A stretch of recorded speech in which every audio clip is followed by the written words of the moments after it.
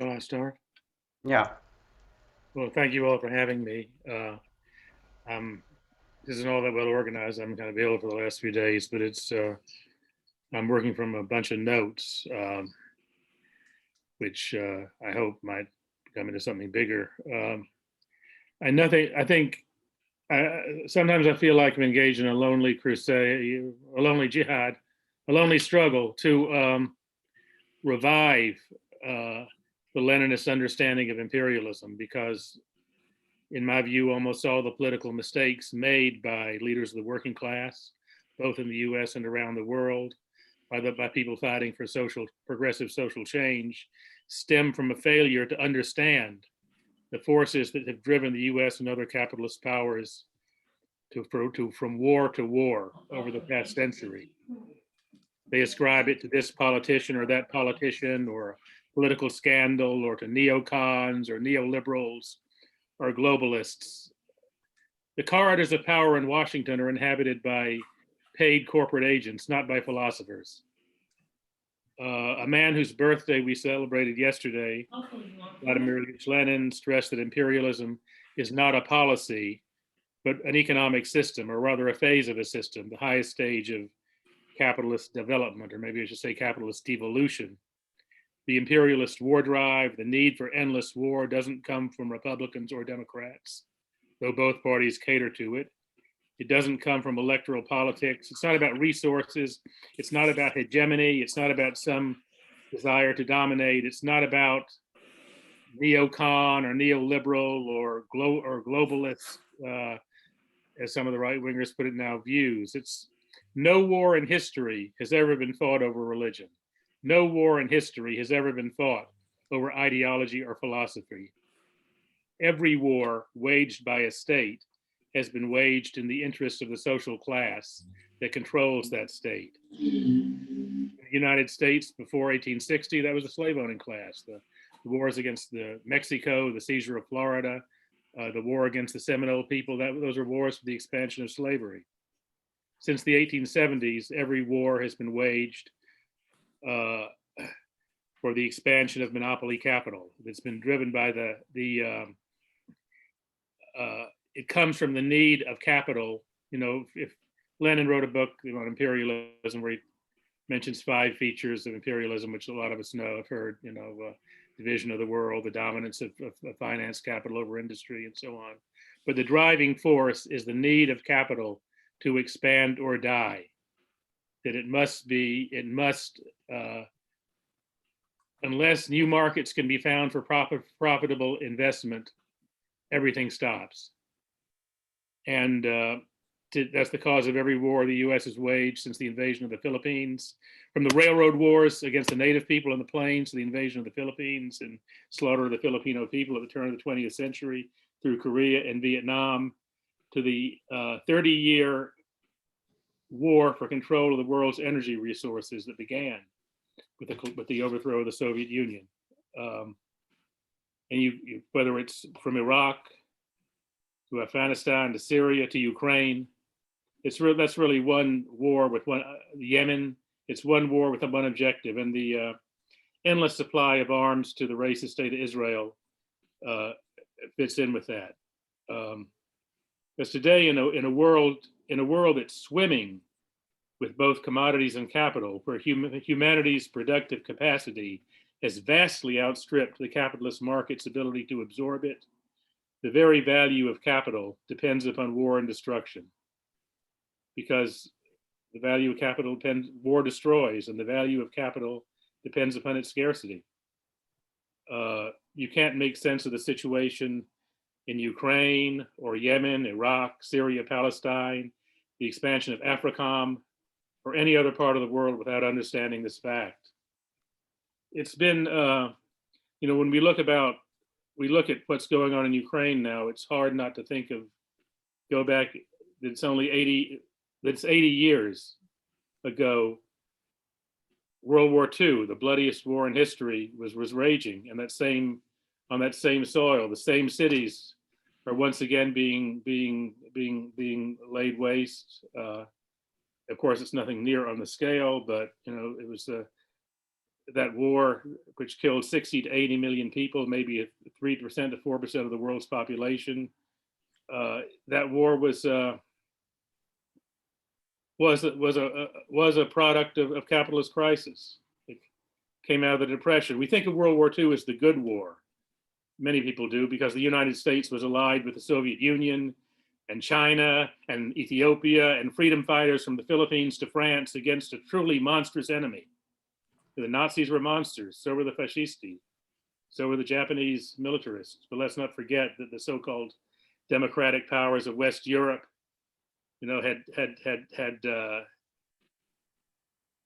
devastated and plundered Africa and Asia. There we had what Belgium did in the Congo, the blood telegram, where Churchill ordered mass starvation in West Bengal. And in the United States, the majority of Black people at the time lived under Ku Klux Klan rule, without those basic democratic rights.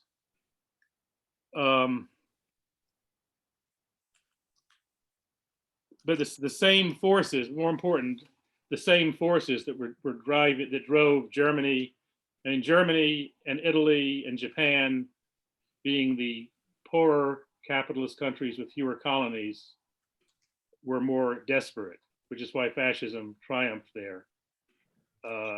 And they were more desperate for war, but the same forces were driving the United States and Britain and France. In fact, in 1930, there's something called War Plan Red. You can Google it, Mark probably knows about it, where the United States was actually planning a war against Britain. And Canada even drew up a defense plan. They wanted to seize British colonies and Dutch colonies in the Pacific. And there was even, like, the Canadians had a plan to seize Seattle in response. And Roosevelt pulled back from that because he had a bigger vision. But it was an imperialist vision too.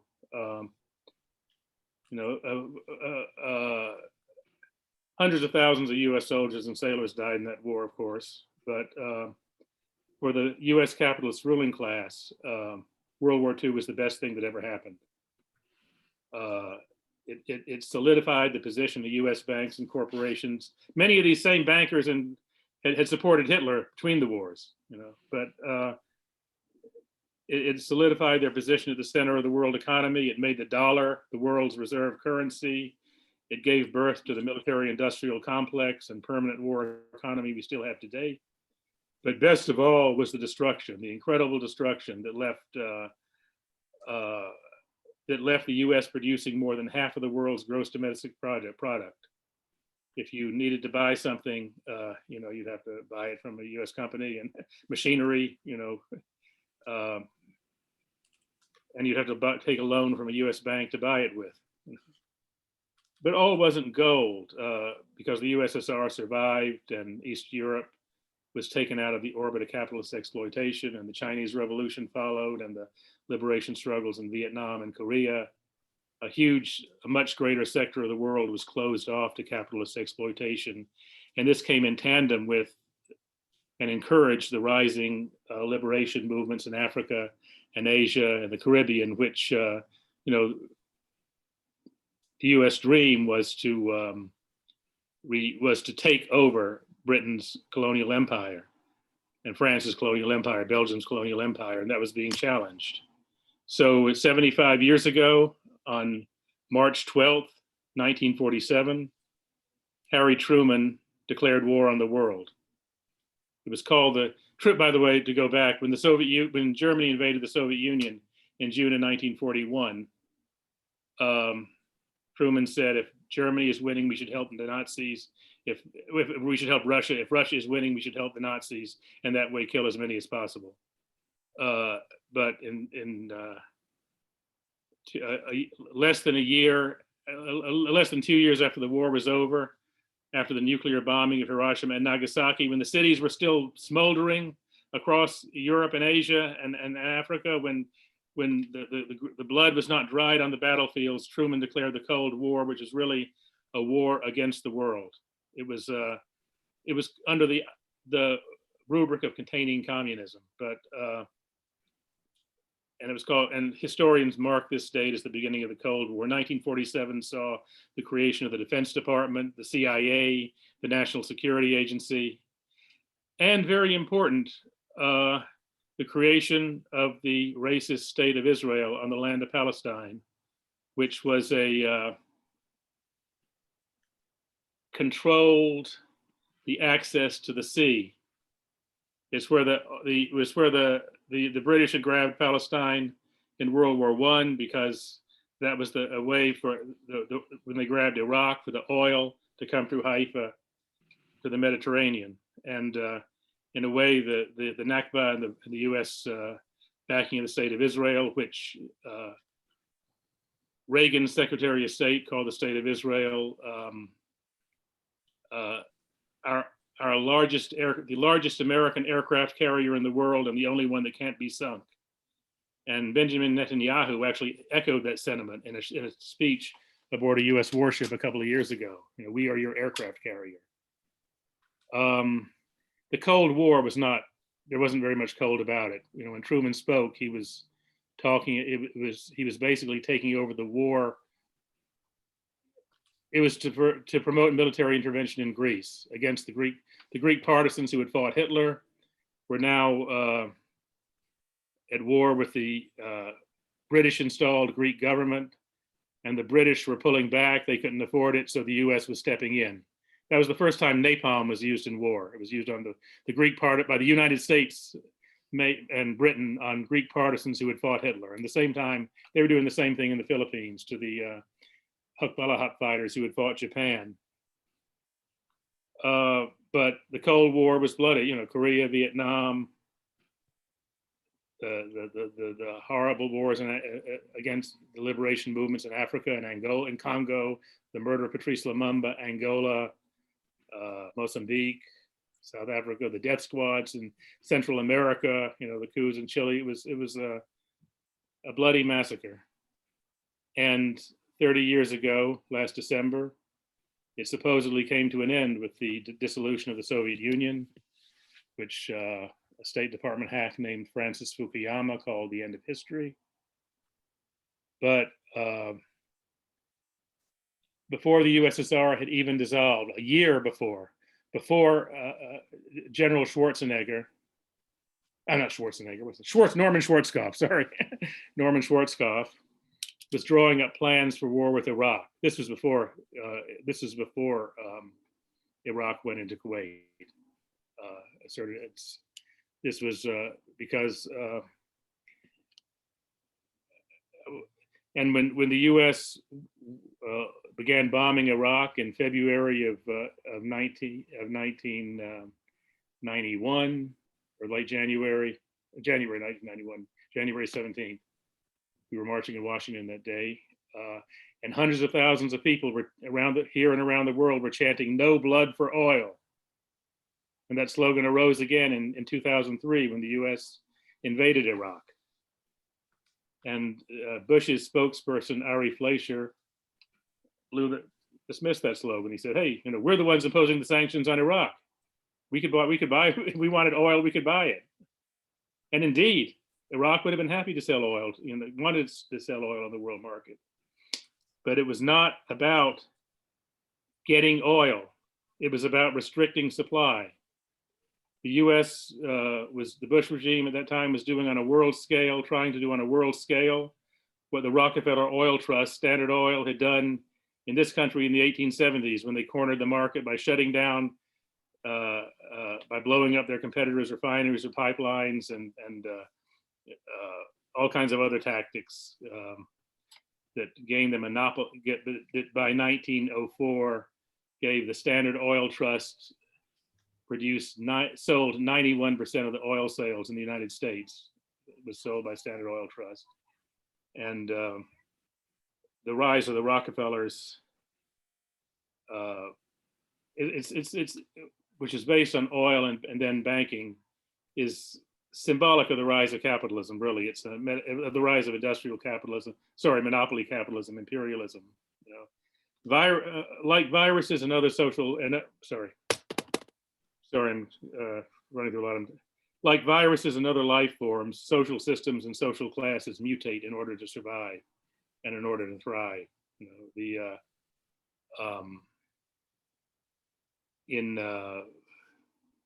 late feudal times, the bubonic plague led to the great mortality, it was called, led to the mutation of feudalism into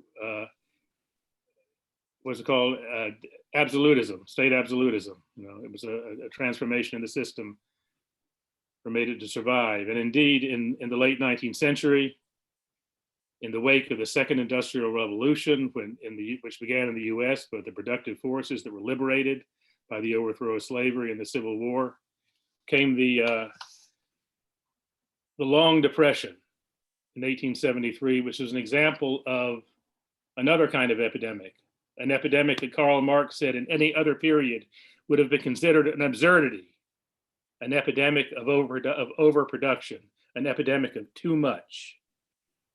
And Marx described how the owners of capital escaped from that crisis by more intense exploitation of markets and by the enforced destruction of a mass of the means of production. And capitalism's answer to that crisis was monopoly, which involved industrial concentration, the power of the banks, and the first monopoly in this country was Standard Oil, and John D. Rockefeller became the first billionaire, you know, give or take 100 million, which was a lot of money at the time.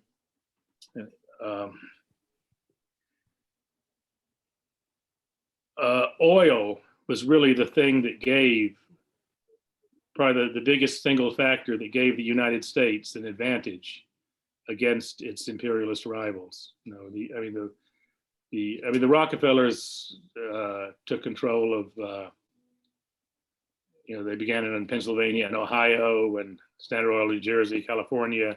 There were other oil strikes by other, in Texas and Oklahoma, later Alaska, which led to sort of a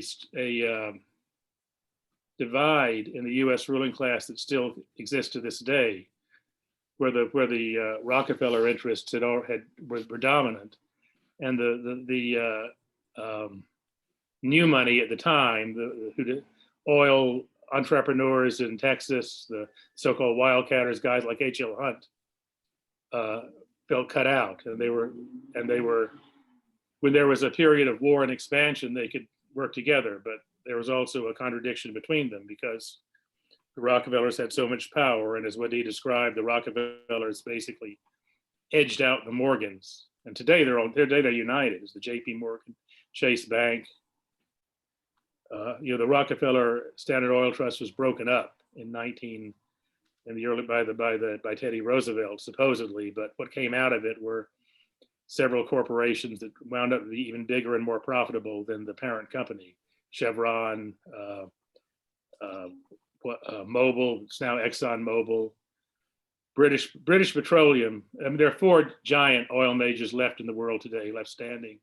Chevron, privately owned. I'm not talking about those that are state-owned, but they are basically Standard Oil, Chevron, British Petroleum, and Royal Dutch Shell. And most of the even though BP is registered in Britain and is the largest corporation there, and Royal Dutch Shell is registered in the Netherlands, most of the capital in those companies comes from the United States, and a lot of it's Rockefeller capital. The Standard Oil moved into Mexico, into Venezuela, and into Saudi Arabia. In World War I, which Woodrow Wilson described as a war being fought because Britain owned the earth and Germany wanted it.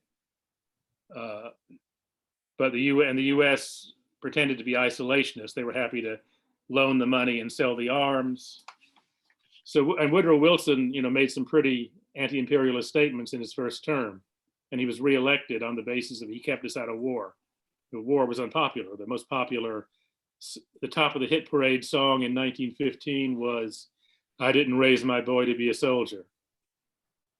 But what few people knew is that Wilson was beholden financially to the House of Morgan, to 23 Wall Street. And if Britain and France, who had bought so much arms, borrowed so much money to buy so much material from Morgan-controlled industries, borrowing from Morgan banks had gone down, so had the House of Morgan and Wall Street with it. So the first year of his second term, Woodrow Wilson sent 1 million US troops over there to save the day. But for the British and French, a big goal of the war was to break up the Ottoman Empire and take the oil-rich lands of Iraq, mostly Iraq at the time.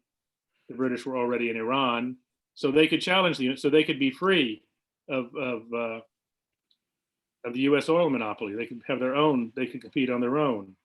They lost. The biggest oil-producing center in the world was Baku, in Soviet. It was now in Azerbaijan, and that was owned by the nobles, and actually the Rothschilds had a lot of money in it. That was the Rothschilds lost their shirt in the Bolshevik Revolution, collectively, as opposed to that silly myth that they somehow were involved with it or behind it.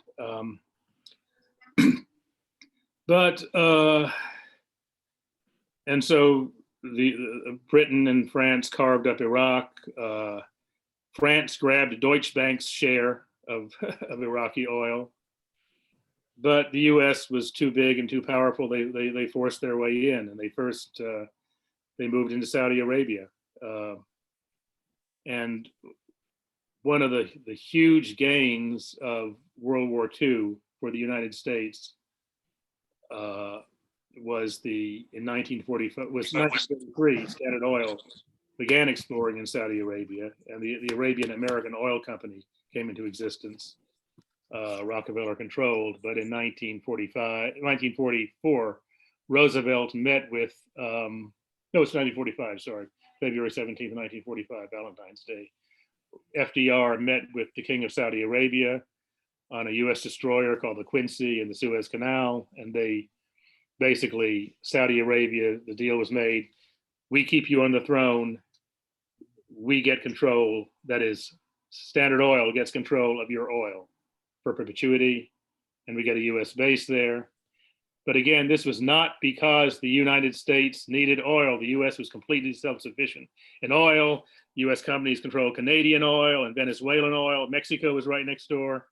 They'd been expropriated there, but Mexico was deeply in debt to US banks. It was because they had so much surplus capital made from World War II and needed a place to invest it. And control of Saudi Arabia, they ultimately forced their way into Iraq. Not only by 1960, more than half of the overseas profits of U.S. corporations came from oil operations in West Asia and North Africa. I'm just going to run, and I think I'm going on too long. I shouldn't have gone to the World War II piece, but I'm going to go into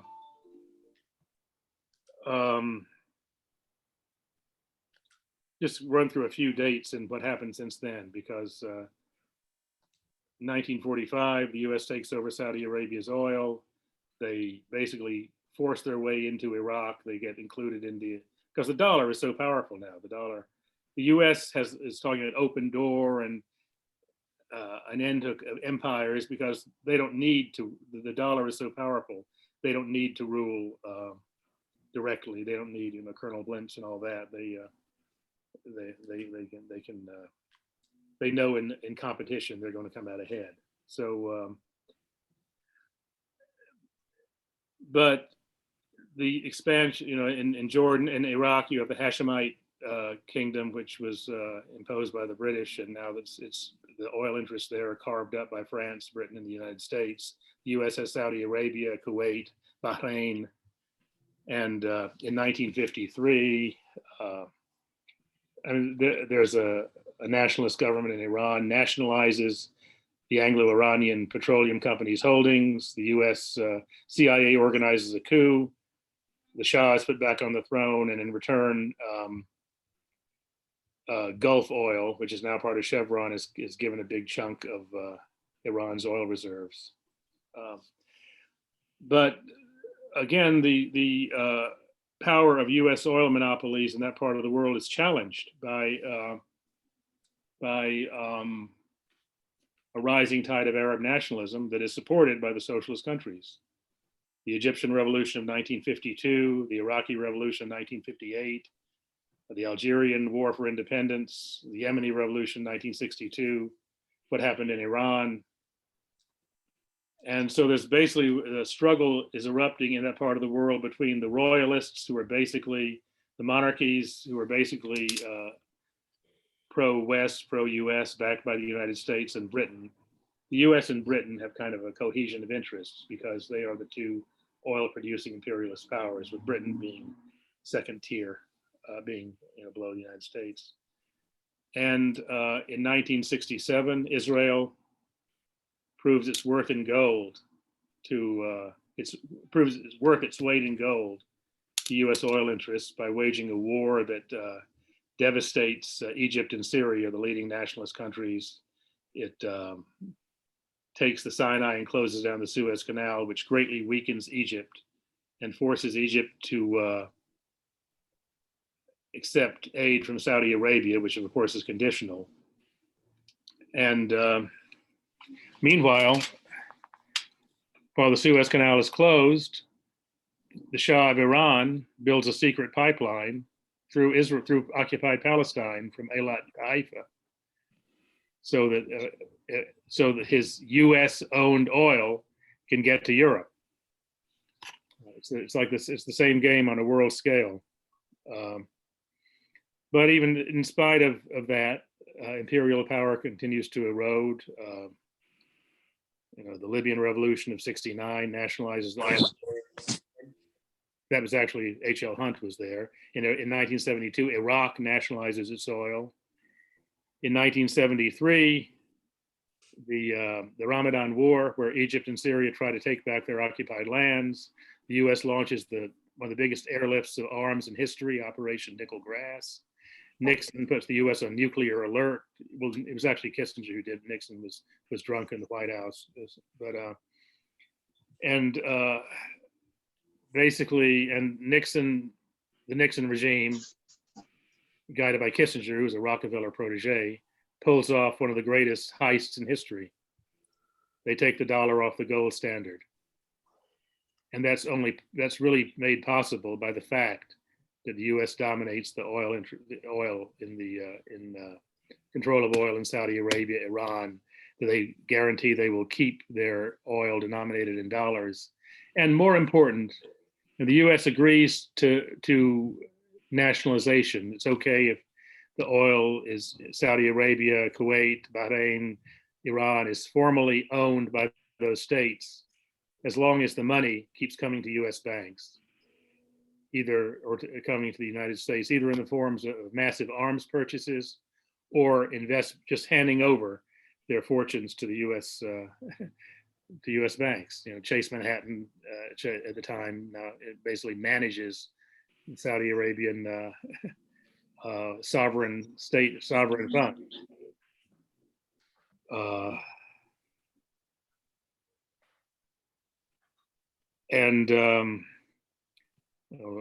The Shah bails out the U.S. arms industry after the Vietnam War with massive purchases, and then Saudi Arabia buys AWACS, these advanced airborne warning aircraft that have a tremendous capacity, and the condition of the sale is the U.S. crews operate them. The Saudis don't even get to operate them, but they pay the U.S. billions of dollars for them.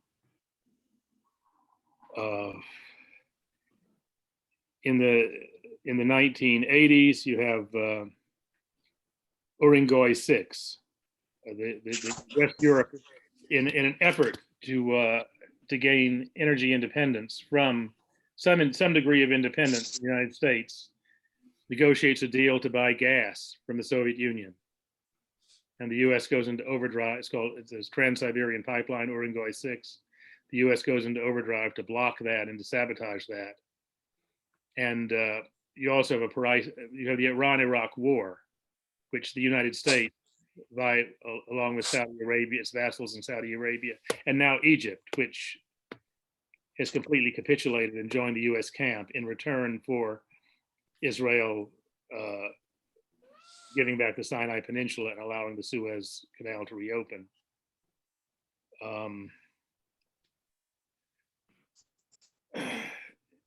there's a collapse of oil prices, which plays so that the Iran-Iraq war, rather than pushing up the price of oil, actually drives it down as both countries try to produce as much as possible to pay for the war.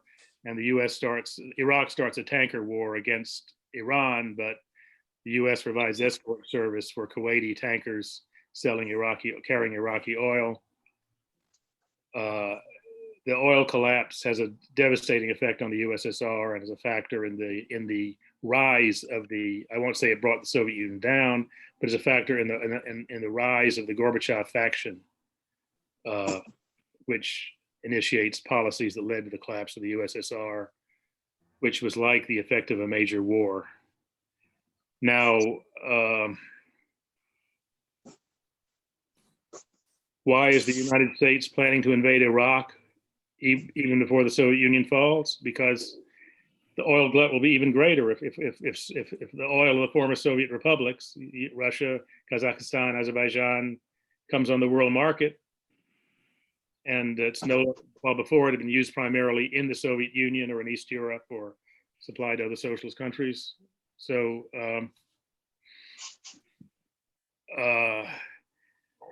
and U.S. companies want to exploit it too. They want to control, but they've got to control the supply. They can't have Iraq there as a wild card. So they take they orchestrate a war that puts Iraq under sanction, takes Iraq's oil off the market.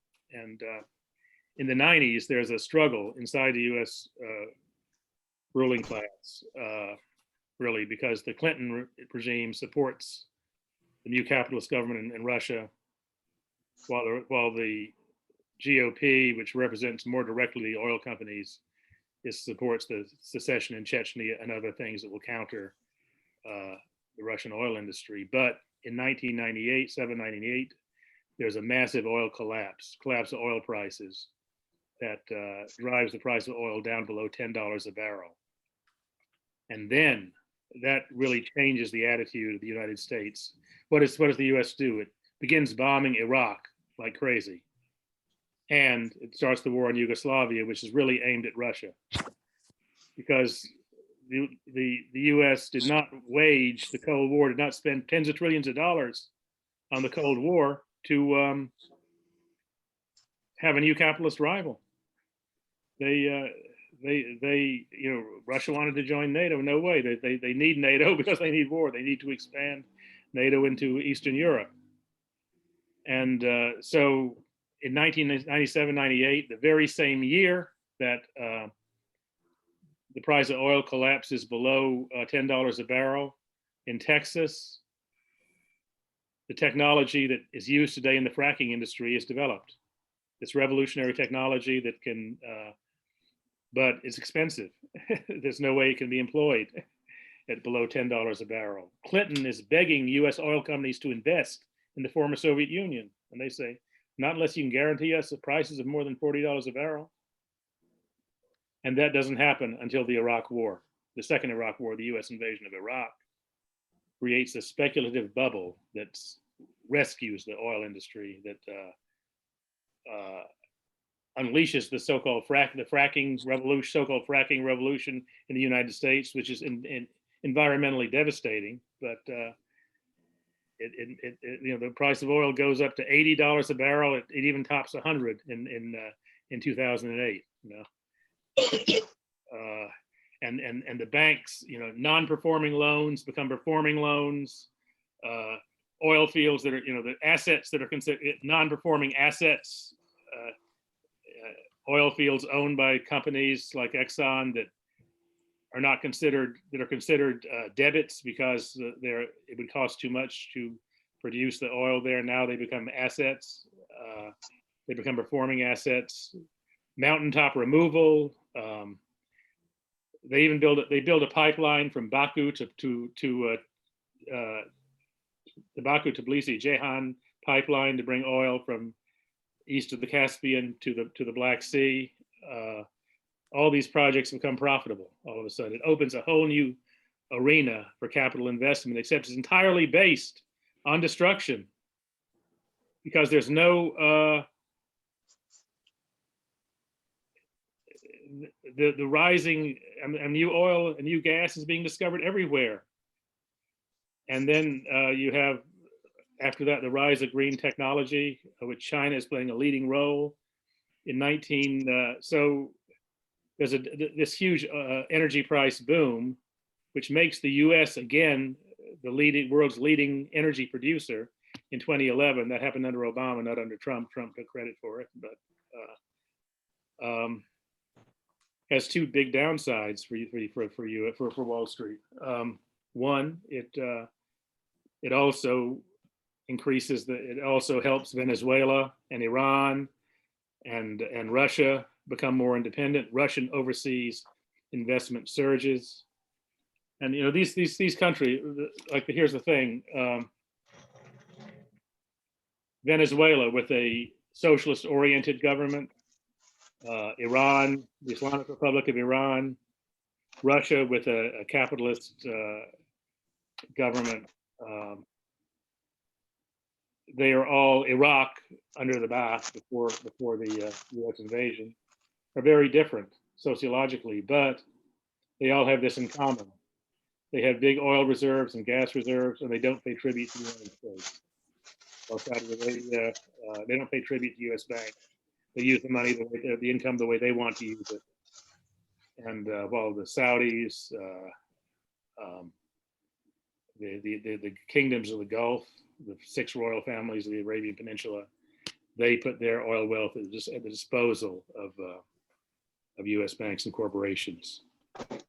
So I'm sorry, I was wanting to point. So in 2014, though, the other thing is, of course, capitalists do what they do. And when there's huge profit, there's overproduction, energy prices collapse. And in 2014, well, they've been kept high not only by the war in Iraq, but by the war in Syria, which blocks a potential pipeline from Iran to the Mediterranean, the planned friendship pipeline, by the destruction of Libya in 2011, by the sanctions on Iran, the sanctions on Venezuela. All these things restrict supply and keep up prices and benefit the U.S. oil monopolies, but they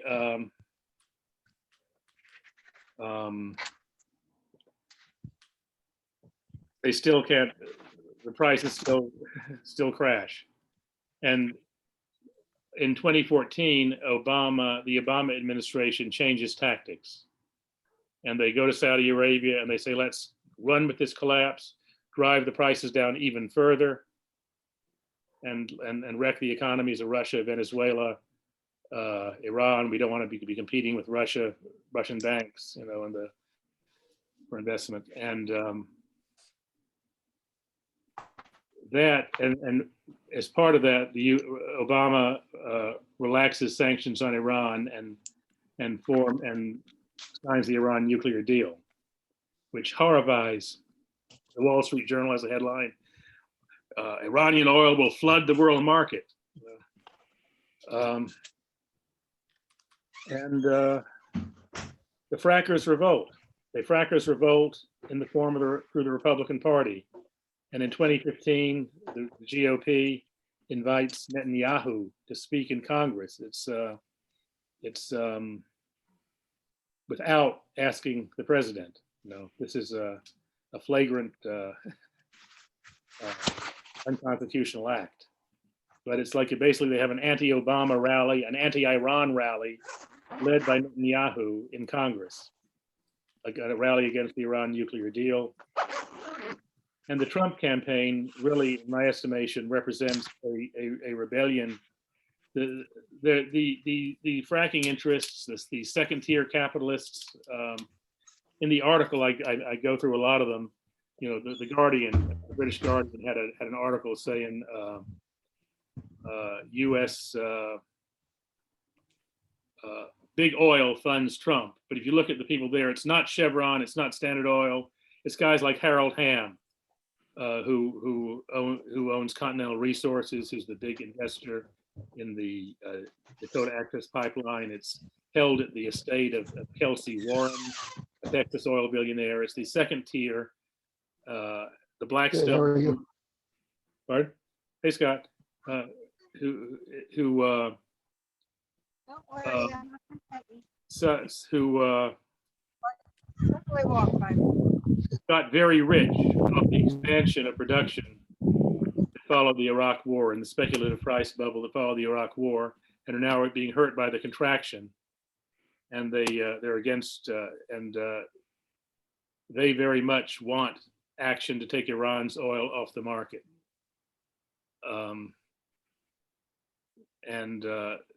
So the Trump regime, I call it a coup, but no, I'm not talking about January 6th. I'm talking about the election of Trump, which was like most previous Republican governments or administrations, a coalition of big oil and not almost as big oil. For example, Tillerson of Exxon became Secretary of State. That's why John McCain hated Trump, because John McCain's career was paid for by Chevron, and he gives the State Department to Exxon. But that only lasted 2 years because the financial clique behind Trump is desperate for war with Iran, which would, push the price of energy back through the roof, and bail out the fracking industry, which is collapsing. But that's why you have the Soleimani assassination and other, the Abraham Accords with Israel is really a war plan against Iran. But, and by the way, one of Trump's big crimes in the eyes of his capitalist rivals is cutting, Saudi Arabia had been a Rockefeller plantation, and Trump cut in the Blackstone Group and other second tier new money friends of his into the Saudi Arabian pie. That's anyway, but the big oil, the biggest oil corporations, those who make so much money in Saudi Arabia, are afraid of war with Iran because that would close the Straits of Hormuz. It might benefit Koch brothers and the U.S. domestic frackers, but it won't help them. It'll hurt them. They're more interested in confronting Russia, because that would leave their Saudi Arabian their assets in the Arabian Peninsula would still have access to the European market. And that, by the way, includes the newly discovered gas fields, well, it's about 20 years now, off the coast of Palestine, that were originally exploited by Noble Energy, which was a Trump-linked company. But at the end, in late 2020, it was acquired by Chevron. And there was, anyway, and one of the things that Trump does is he fires Tillerson and puts in Mike Pompeo, who is a creature of Koch Industries. This is like, you throw out the Rockefellers and you put in the Koch brothers, come on, that's like, but with COVID and with the collapse of, with COVID and the economic collapse of the second half of the Trump regime and the price war between Russia and Saudi Arabia, the Trump regime goes down with its financial backers. And now we have a government of national salvation by Biden, which has basically made promises to the energy industry, and is trying to realize those promises in Ukraine, in the war it has deliberately provoked in Ukraine. And you can see, you saw the State of the Union address by Biden, and all these monsters, these dripping with blood, who every single one of them had voted for the bombing of Yemen, has voted endless arms supply to the racist state of Israel, has voted for war crimes. Those who've been there long enough, they voted for the war in Iraq, they voted for genocide in Iraq and Yemen and Somalia, and sanctions that are killing people all over the world. But they're all decked out in blue and gold, the Ukrainian flag, and they're chanting, Slava Ukraini, and their faces are filled with joy because they have a war. I've gone on way too long enough. That's 45 minutes, and probably much more detail than anyone can handle. But basically, monopoly capitalism in its monopoly stage needs war. It depends upon war, and whichever party is in will enforce that edict, will enforce the edict of the rule of the war machine. You cannot wage an effective class struggle without opposing imperialist war. And of course, you know, when they see a war, that's also a great excuse not to build back better, not to fund transportation, not to fund housing, not to fund hospitals, all these things that would drive down the value of capital, but to pour more into the war machine. And we need the U.S. to get out of Ukraine, to get out of Russia, to get out of the former Soviet Union, to get out of East Europe, to get out of West Asia, to shut down the bases, shut down the war machine. We need money for housing and jobs and transportation and schools and medical care, you know, and free education, medical care like every other, like most countries in the world have, not endless war. But that entails a class struggle against capitalism.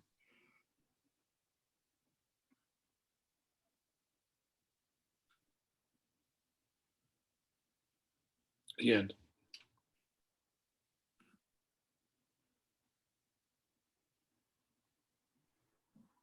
Wow. Thanks, Bill. I'm going to pass this to Zach to chair for us since I'm suffering from some kind of long COVID mentally. But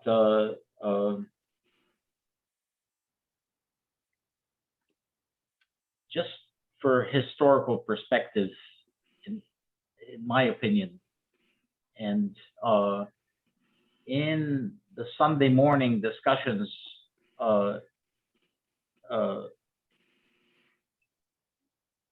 the discussion on the war in Ukraine,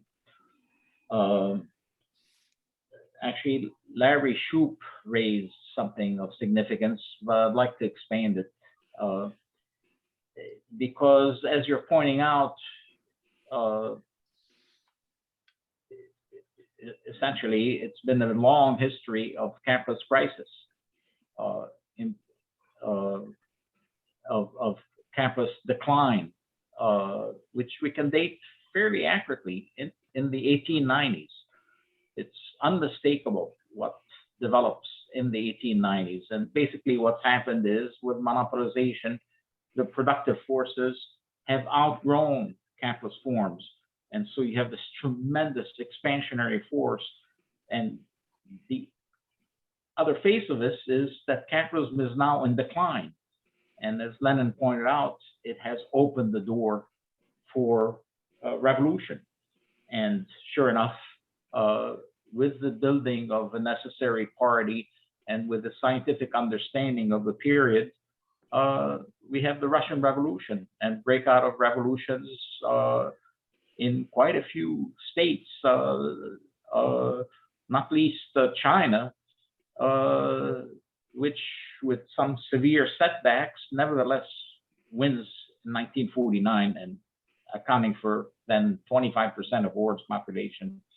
But where I'm trying to go with this is that the other side of crisis and wars is revolution. My read is that the weak link in the world capitalist chain today is the Russian Federation again, after 105 years, and Ukraine. And furthermore, that the whole world capitalist chain is rusted out.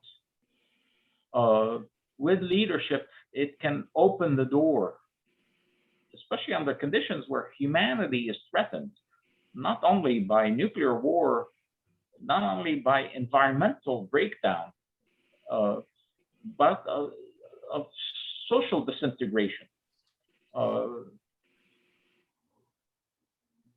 My name in Arabic means from Aleppo. I knew it as a child as the longest continuously inhabited city in the world. I don't know if it's true, but you tend to make claims like that. And 11 years ago, March 2011, Aleppo and Syria disintegrates. And 11 years have passed, and unrecognizable, and no reconstruction possible without the working class taking power. But Libya has disintegrated.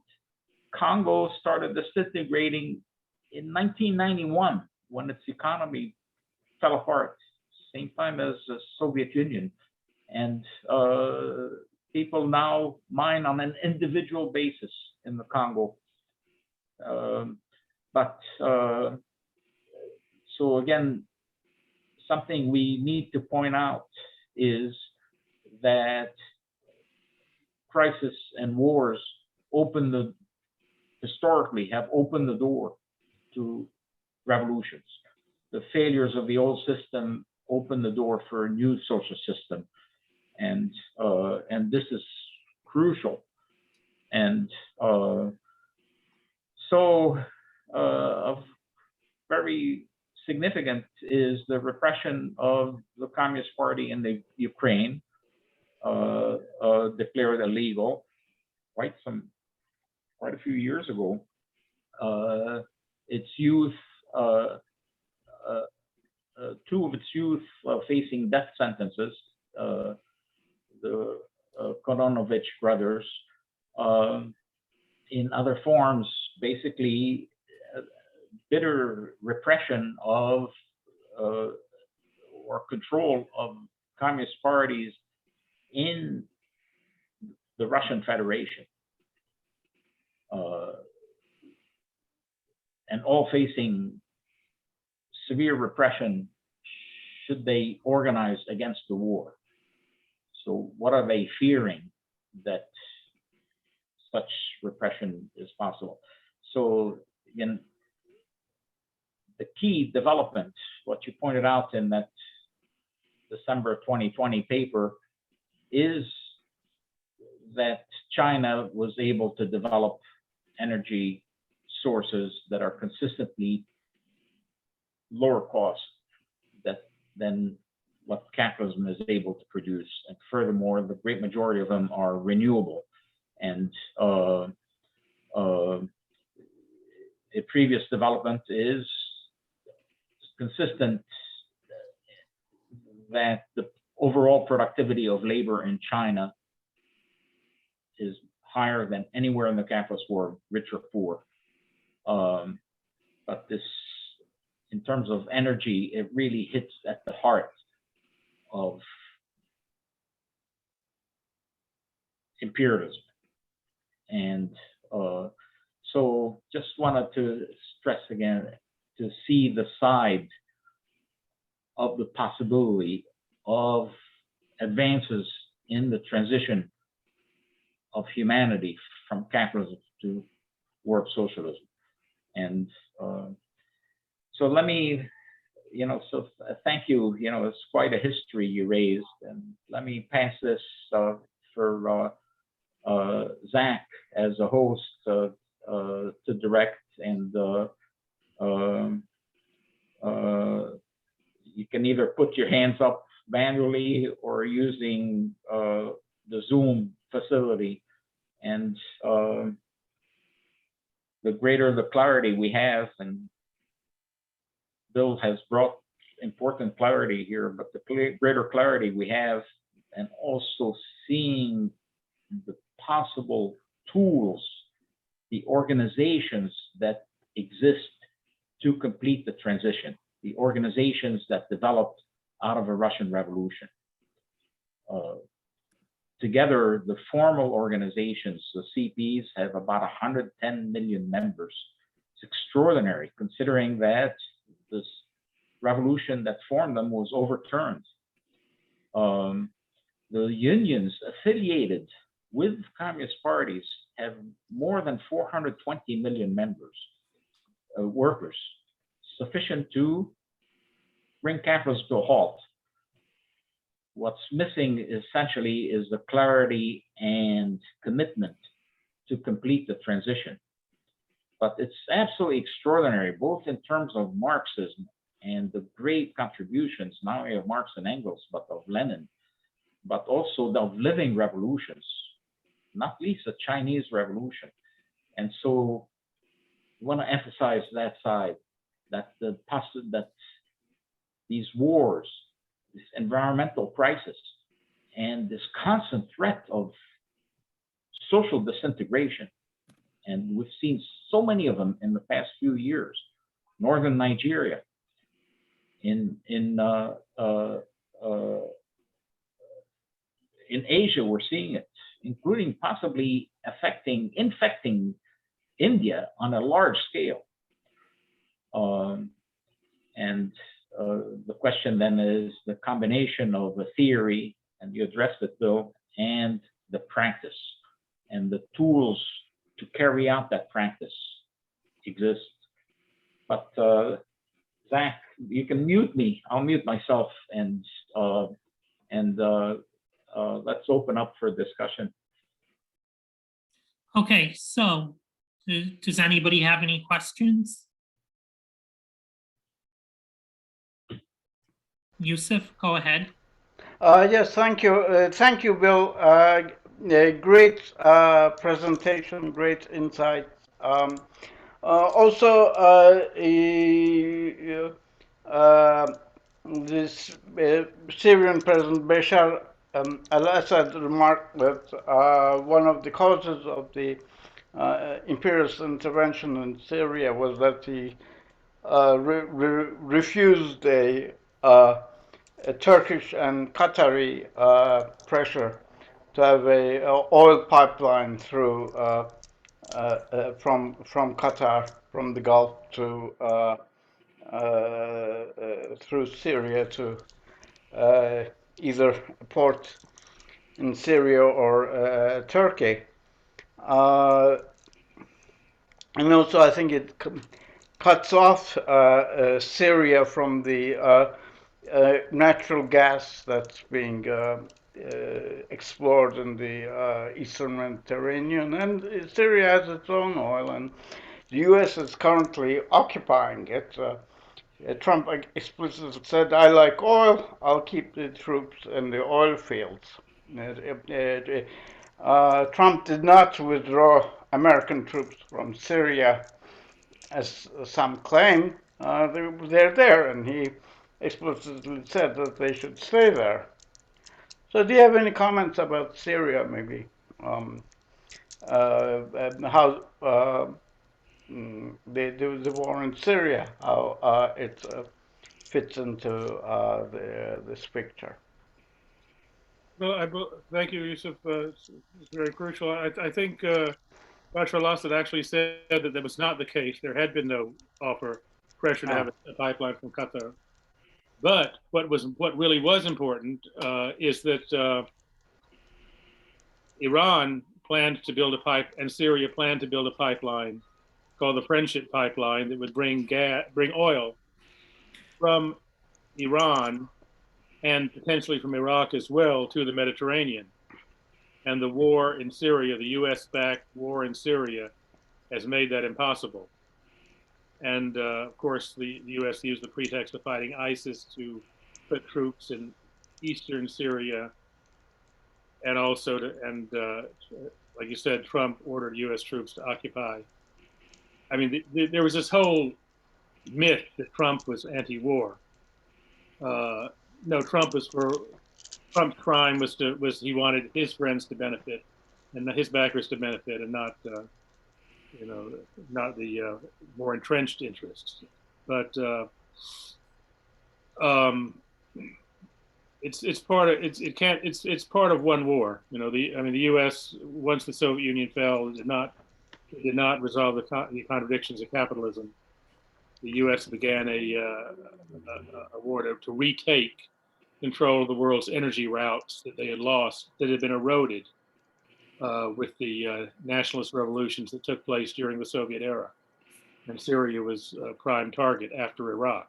Wesley Clark said we're going to take out seven countries, and so he was told we're going to take out 7 countries in 9 years or something like that, or 9 countries in 7 years. Anyway, but now they've moved on to the big game, which is Russia, which is really aimed at China. All right, Hisham has his hand raised. Hi, thank you for your lecture. I have a question. You started by talking about the renewable sources of energy. Can you please talk more about how they will affect, maybe in the coming decade, the prices of oil and the dependence of the world on the oil? The hope was that by 1930, 1935, there will be substantial reduced dependence on the oil, especially with the if you want to call it like I call it the invasion like electric cars, which is cars, of course, transportation is one of the most users of oil. But if we start depending on electric cars, then that should really reduce the dependence on oil. So please talk about that if you have some time. Well, there's a myth. This is a contradiction of capitalism. I mean, there's a myth that U.S. that has been pushed by everybody from Bernie Sanders to Donald Trump, that U.S. energy independence, which until recently meant oil produced in the United States via fracking, would reduce the need for what Trump admitted were oil wars. And that would be true if it was an issue of resources, of just getting the oil. But in fact, it's about profits. And oil control of energy, oil and gas, is critical to the position of U.S. corporations in the world economy. And it's not just the matter of the oil companies themselves; it's the huge investments and debts by the banks. For example, a lot of countries, what's the word, collateralize their debt by oil. So the U.S. has been in a desperate military struggle to maintain, to restrict supply and maintain the value of energy reserves, even in the face of not only the growth of renewable energy, but new oil discoveries. There's huge ones in the Caribbean. There's huge one. I mean, there's this idea of peak oil. There's no peak oil. There's new energy being discovered everywhere, and there's new technologies becoming available. And West Europe is of course trying to break its dependence on. I mean, Britain and the U.S. have oil. Norway has oil.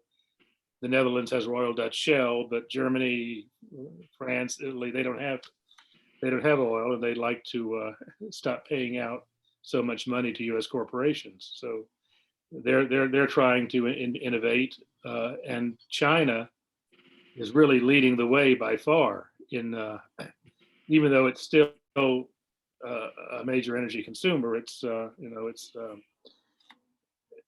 there are so many technologies which China is leading the way in, from new forms of nuclear reactors to renewables to so the outlook for the energy industry is grim. For the fossil fuel energy industry is grim, but that doesn't. The U.S. ruling class cannot afford its collapse. So, and in fact, actually, oil prices have rebounded dramatically, of course, because of, wars that restrict supply, because the world is still a ways from weaning itself from fossil fuels. So you have and the wars in Syria and in the Iraq and in Ukraine. These are basically restricting supply and pushing up demand and pushing up prices, rather. It's capitalism is capitalism has revolutionized technology more than any other social system up to socialism in China today. But they're in a constant battle against the very productive forces that they themselves have unleashed and which are now overtaking them. It's an irrational system that cannot absorb. The secret to the U.S. victory in the Cold War was in large part the what's called the Third Industrial Revolution, the huge technological developments of the 1980s, 70s, and 80s. But that didn't stop saved capitalism from its crisis. It alleviated it. I think ultimately, I mean, the drive for profit is in conflict with the necessity, the urgent, dire necessity of eliminating fossil fuels, and it's hard to see that happening short of socialist revolution. Hey, Alan has his hand raised. Yes. Along this discussion, and earlier today I reread the suggested reading. Goes with something that I read on Twitter on one of my socialist sites that I subscribe to. Is the other day was the anniversary of the Ludlow massacre, where federal troops, because of J.D. Rockefeller, fired on the oil field workers because they were striking. The capitalists, to get that profit, will not only go to war nationally, but even in the country against its own people. It's a common thing that they've been doing through their whole history, and there's like no sign of stopping. And I mean, it's disgusting. I'm thinking of Marx and Capital, where he mentioned that the capitalist was a hoarder. If he hoarded anything else, he'd be considered mentally ill, but because he hoards wealth, he's considered a good businessman. And it's just insanity. And only socialism is the possibility of stopping this whole mess. But, you know, as time progresses on, people are becoming more and more idealizing socialism, which is a good thing. I mean, look at all the people that talk about socialism and politics in the Democratic Party.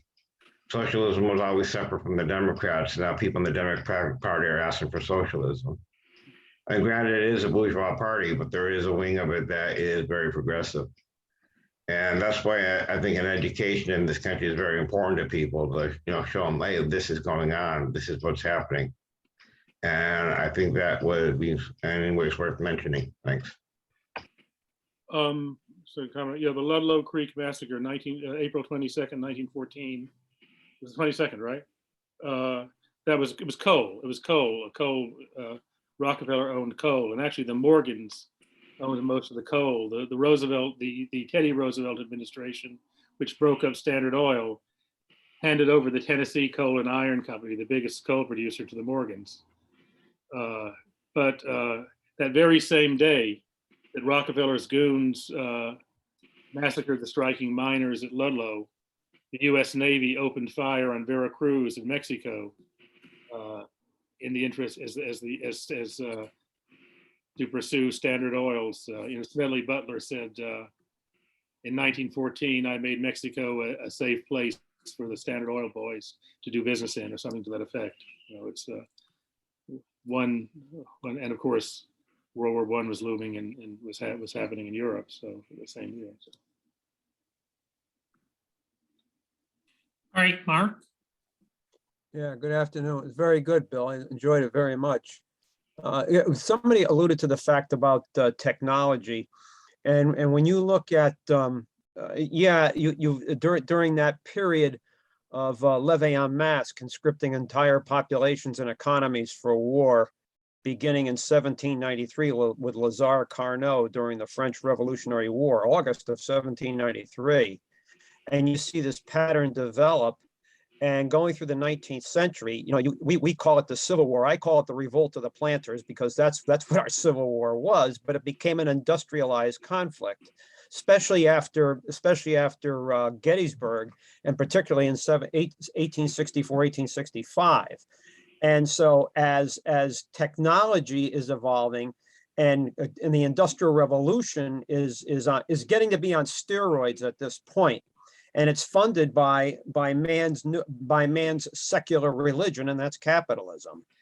And by the time you get to the end of the 19th century, navies, particularly the Royal Navy and the United States Navy, are weaning themselves off coal and going on oil. And it's to the point, you know, when you get to 1917, something happens in this country known as the War Industries Board, chaired by Bernard Baruch. And this is going to help change the United States, because do you think you really own your business anymore? No, he's the economic czar. And it's interesting how the entire American economy is run now by a single individual, and that's Bernard Baruch. And this will lead into 1939, 1940 to President Franklin D. Roosevelt. And what he does is, I find this fascinating, the DPC, the Defense Plant Corporation. And this is a corporation which has a special type of stockholder called the taxpayers. And they're going to use taxpayer money to build millions of square feet of factory space to be leased by the largest corporations to produce weapons. This is 1940, it's not 1941. And this is but done by Franklin D. Roosevelt, who's the man who's going to say, I did not save the worker, I saved capitalism. That's what he's going to say. But it's interesting where the effect by oil here. You can't fight, you couldn't fight an industrialized war in this environment without oil. Now, the two countries that are going to win this war, a war that did not start in 1939, the war started in 1914. You know, there is no World War I or World War II. But the flying finish to this, 1939, 1945, is that it marks the end of the Europeans. They cannot exist in this sort of environment. It's the United States and the Soviet Union that win it, the world's #1 and #2 industrial powers. And they share something else in common. They are awash in crude. The Germans, Japanese, and Italian, well, who cares about the Italians, but the Germans and Japanese don't have it. They got to go get it. And it's not an accident, they're going to lose. And so, as Bill alluded to on Valentine's Day, 1945, Roosevelt, and he's dying here. Remember, he's dying here. He makes the deal with Abdulaziz ibn Saud. And this is really our real introduction, the American public's introduction into the Middle East, because now we are the caretakers of the British Empire and all the baggage that goes with it. So it's fascinating here, Bill, what you've brought up and how we got to this place, how we got here in the first place. But a lot of this is because levee en masse, conscripting entire populations and economies for war. You've organized, and it's led to this rise that's something that libertarians don't like, big government. But how are you going to fight a war like this without a top-down structure? And so this idea of a functioning system of representative government is dying here. Why? War. Go back, and I'll leave you with, go back to what Georg Hegel once stated: the optimum endeavor of any people is the state. The people are second to the state. And in industrialized war, the only thing that matters is victory. People are second to the state. The problem with the United States is the people are still second to the state. Well, I would only comment on that every state represents a social class, and this country represents the capitalist ruling class. The Soviet Union was the only, of course, in World War II, in the Second World War, there were countries fighting for their independence or to defend themselves, like China, like Ethiopia, Greece, and so on. But the Soviet Union was the only major power that was not driven by the capitalist need to expand or die. That was what drove all the others. The Soviet Union was fighting purely defensively. Now, in this also, what you brought up also relates to what Hisham was asking about, because war is one thing that's pretty hard. It'll be a while before it can be done with renewables. You still need, and planes and tanks and battleships, except for the nuclear ones, still run on oil, and are lubricated by oil, and the explosives are made by oil. And the U.S. military is one of the biggest polluters on the planet. That just counts for its consumption, not when the bombs go up and all that releases into the air and water. So.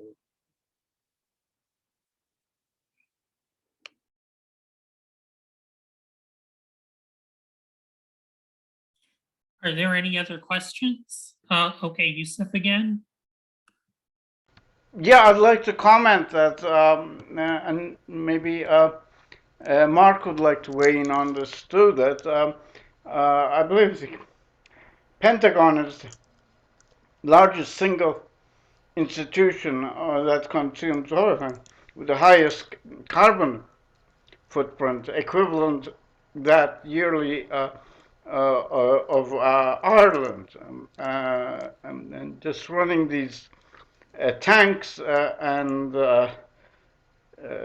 even if not in combat, the ships, the transport planes consumes extremely fuel consuming and very bad for the environment, needless to say, even in peacetime.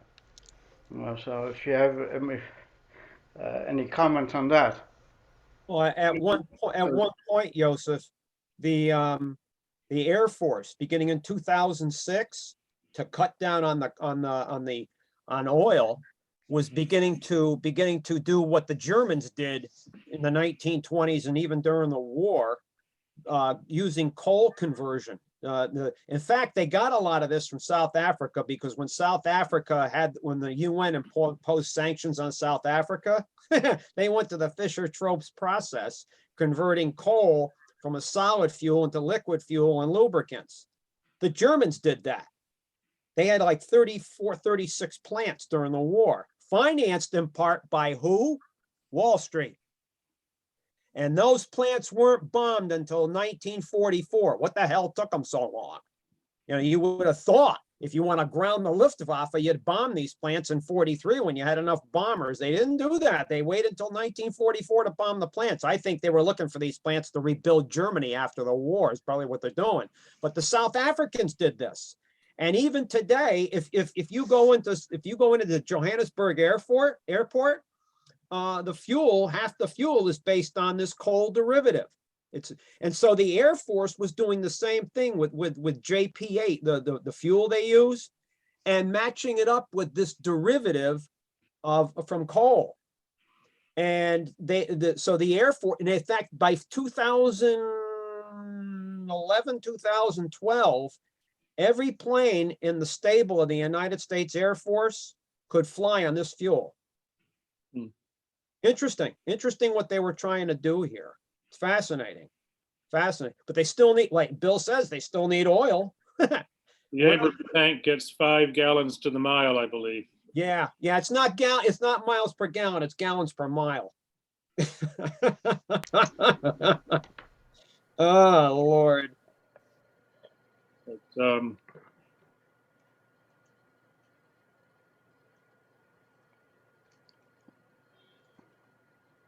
make a comment.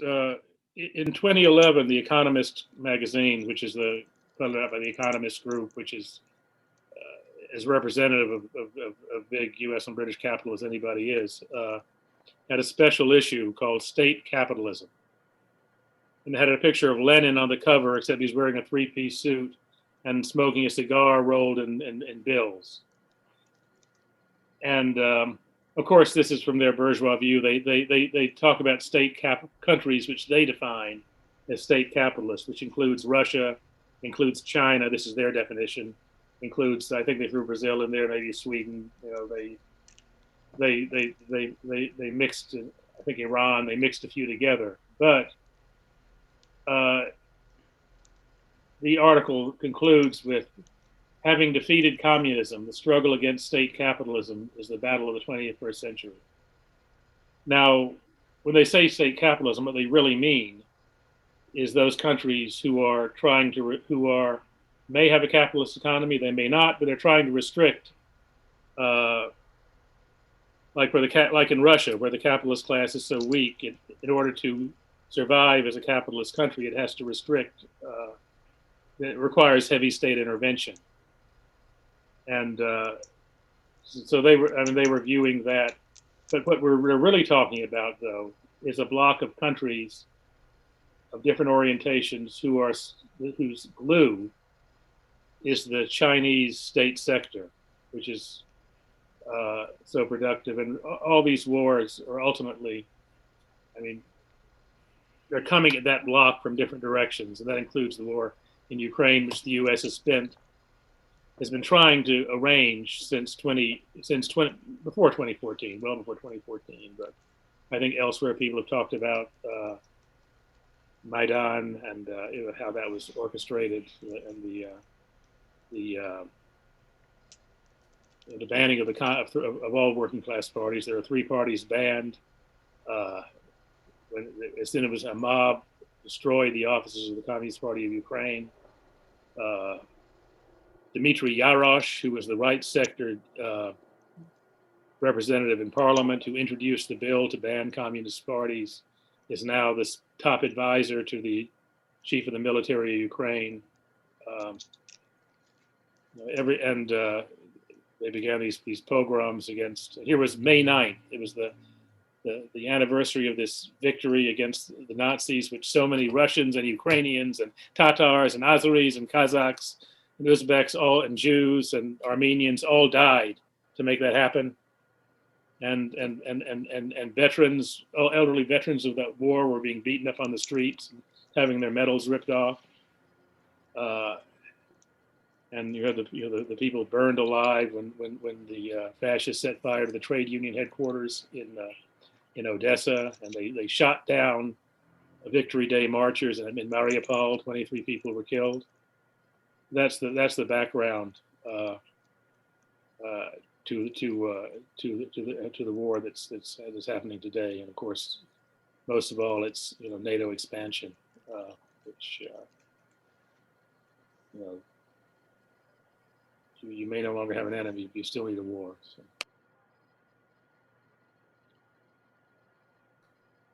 Nobody wants to speak, but the big, speaking about mistakes of understanding imperialism, the reformists who initiated perestroika that brought down the USSR ultimately, and then the Yeltsin gang that followed, they expected that they would get a Marshall Plan, like how the US rebuilt Germany and Italy and Japan after World War II. But the only reason they were rebuilt was because the Soviet, so-called Soviet threat existed, the threat of socialism. The U.S. had no interest in there was a big difference between after World War II, when U.S. investment surged forth around the world, and the attitude towards Russia and the other former Soviet republics after the fall of after 1991. Claudia? Yes, so in part it's to wrap things up, in part an announcement in terms of the next week's event, which is a documentary on Malcolm X, and a discussion about the origins and what Malcolm X gave birth to, not least the Black Panther Party.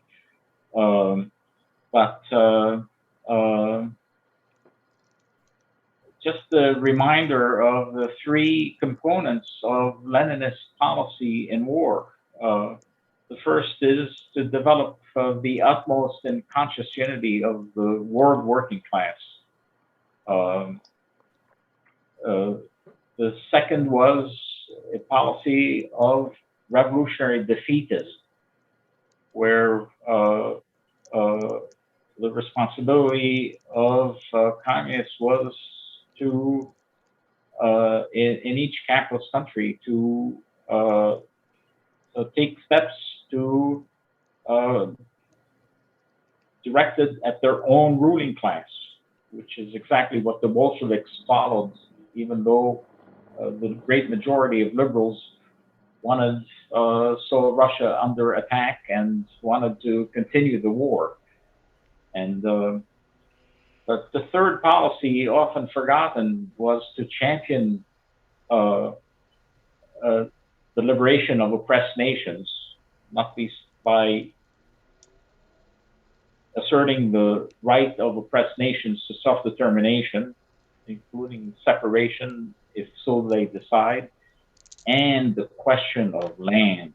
associated question of land. Land both in the form of territory for an oppressed nation, but land ripped from the hands of the landlords and behind them finance capital.